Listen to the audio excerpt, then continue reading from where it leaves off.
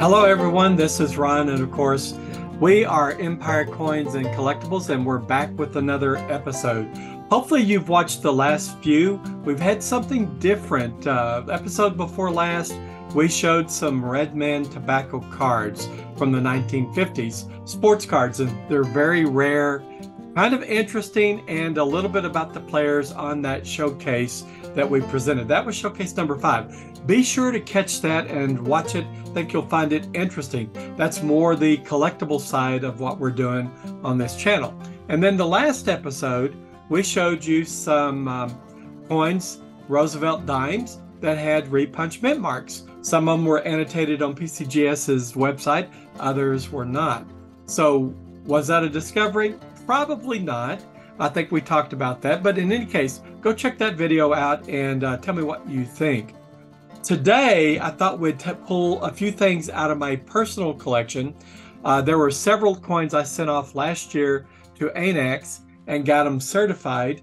And when I got them back, I was very pleased with the results. Not so much talking about the certification or the grade on the coins, which I'm pleased with, but that they were as I had anticipated they would be, the type of variation or error. So before we get into all these, there's about 4 of them I'm going to share with you. If you could, please like, share, and subscribe. That would help us out immensely with our coin channel, our Empire Coins and Collectible channel, and it would help us grow and reach more people. All right, enough of that chatter. One of the things I'm going to share with you is a coin that I did not send to ANACS. I bought it as is, and I'm going to flash it up here, and you're going to see this. This is a AU55. $200 for an AU55 States quarters? I don't think so, right? Well, I didn't quite pay $200. I probably paid about $160 for it when I bought it, 2002P, Tennessee. So what's interesting about it? Well, let me flip it over. It is missing part of the cladding on the coin. One side is purely copper, and the other side is, of course, that silvery finish, the nickel-clad coin. Gorgeous, isn't it? Now, unfortunately, let me flip it up here, turn it around. I think you'll be able to see this. Maybe not. Let's just get to focus. Get a little closer. Will you focus? All right. There is the serial number.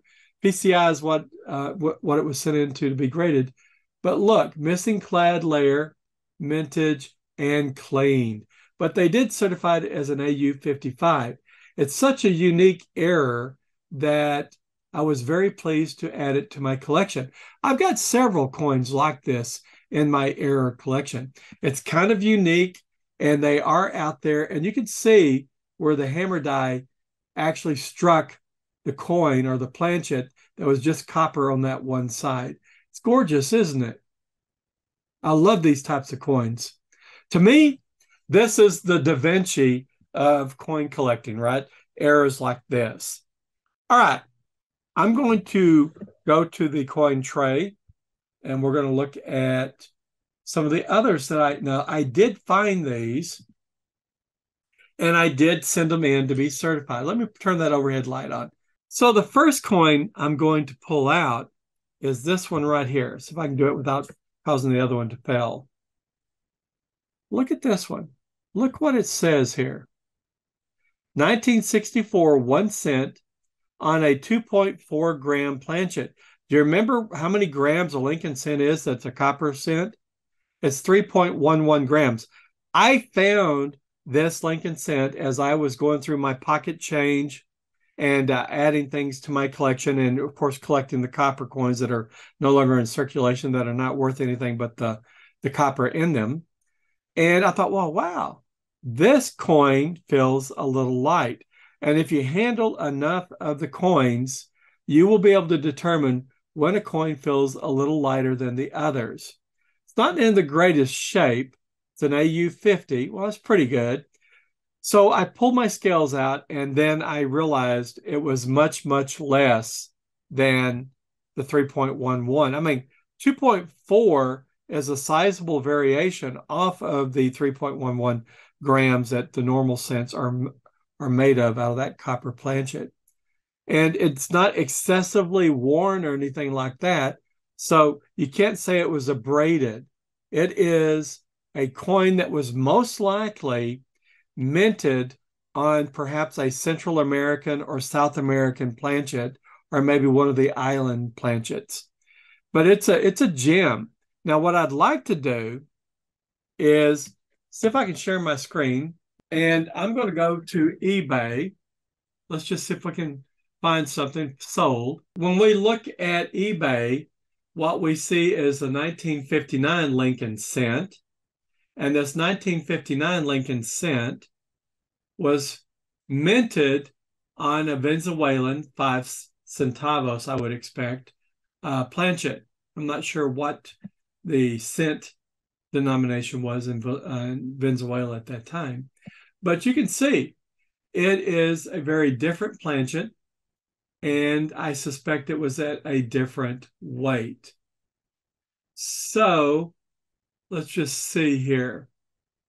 Rather than where the color of the planchet reflects the metal mixture.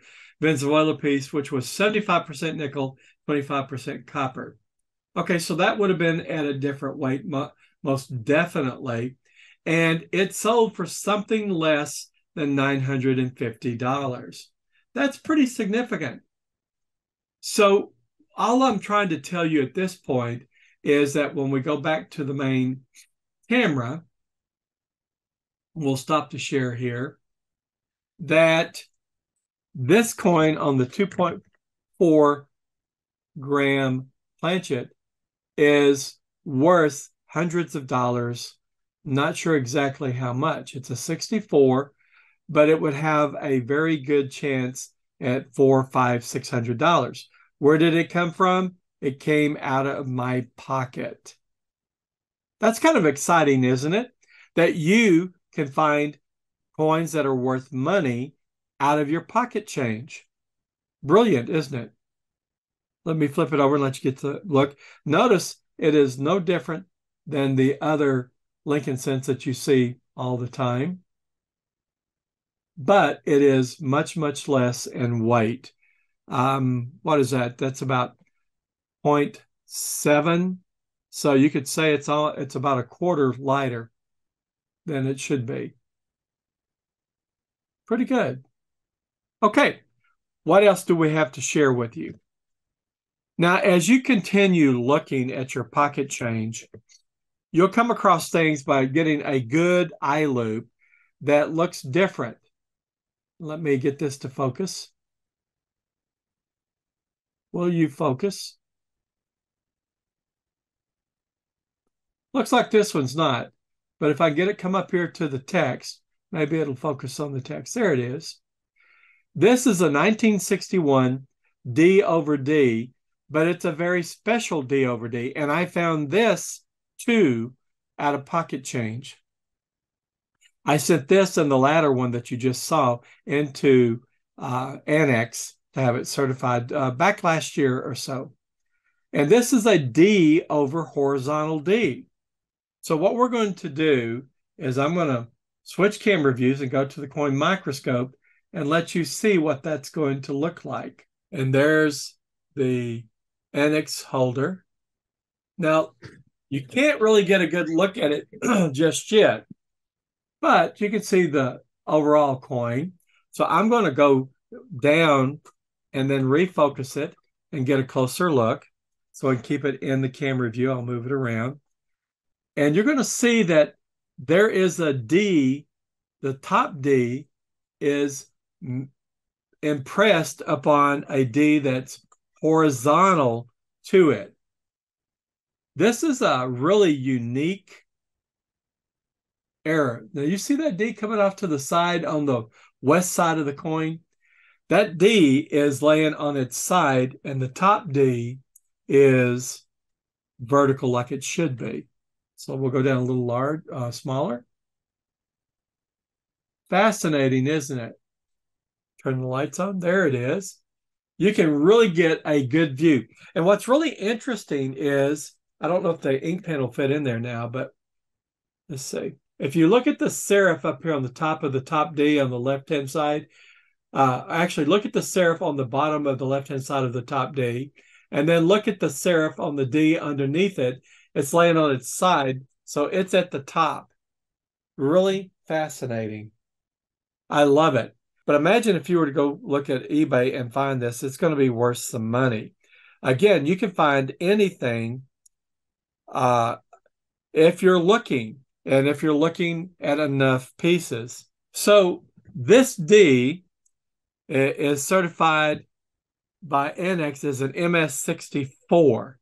Pretty remarkable. But it will probably sell, I don't know, maybe $50, $60. One recently sold on eBay without the certification for $28.95. Another one sold as a brilliant uncirculated in 1950 at $49.95. Another one sold as a 1961 D over D at $38.50. So these are really unique coins, and you can find these fairly unique errors if you're out there looking. Now, what I'm going to do is I'm going to slide this back out, and I'm going to slide another one in its place. This is also a 1961, but it's an AU58, and you should be able to see that, AU58 right there.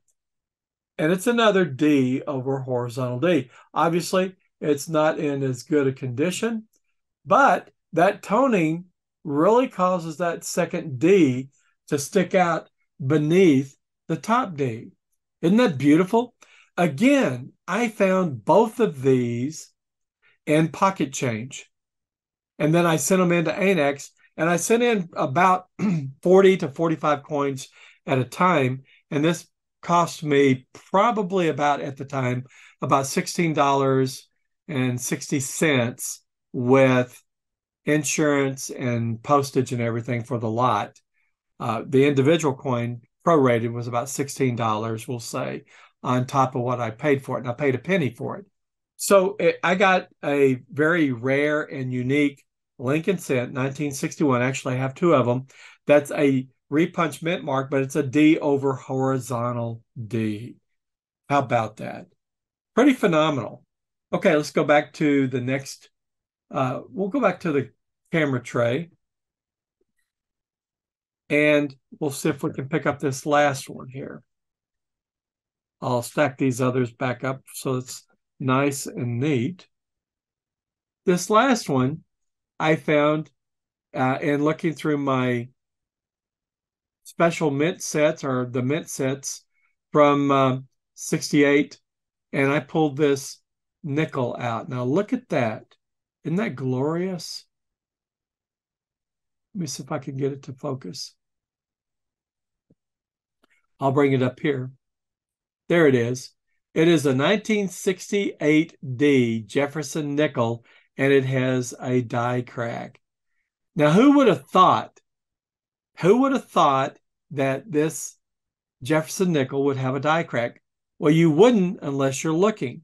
So let's see if we can rediscover where that die crack is. Let's go now to the coin microscope. Okay, what I've done is I've got the Jefferson nickel put under there, and wow, look at this. This has got something other than a die crack on it. Look at that LUR on it.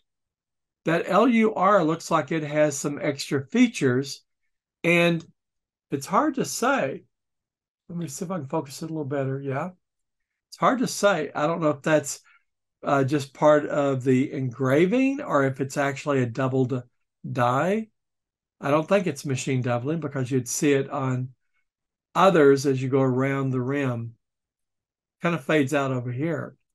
So it could be like a kind of a rotational doubling, maybe. I don't know. But we're looking for that die crack.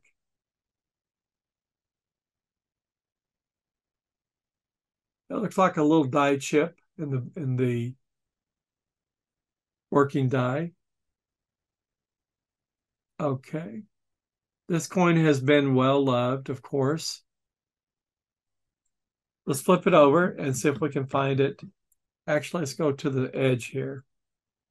Sometimes that die crack appears at the side of Jefferson Memorial. Nope, so let's go to the other side. Going back to the averse. Look at that die crack that runs right across his head. You can see it really good there with the lights on the microscope focusing straight down on that. It's a very pronounced die crack too. It runs from this side all the way over here. So that die must have been under tremendous stress. It must have been fatigued. And when it fell in a big way. And a few coins got minted right after it fell. I'm wondering if there's many of these out there in the collecting base. But in any case, again, let's go ahead and change back to the tray camera. When you look at these sorts of things, you're not sure what you're going to find, but you have to look at a large number. Look at that die crack. You can really see it now that you know where it is. Pretty amazing. Pretty amazing. So when you look at this tray of certified coins, these coins, except for this one, I found in pocket change or in breaking up old special mint sets. And when I inspected the coins, I saw repunch mint marks. I saw coins that didn't weigh what they should have weighed. I saw coins that had die cracks on them. From time to time, when you go to the coin shops, you'll find errors that you cannot leave the coin shop without. All right, my friends, that's all I have to share with you today. Let's go back to the main camera. Hopefully, with all that meandering, hopefully you've enjoyed what I've shared with you. A lot of interesting coins, but this is simply to say, all you have to do to find coins that are worth money is go out there and look. Look at lots and lots of coins. Don't expect to find something rare by just picking up one or two coins and looking at them.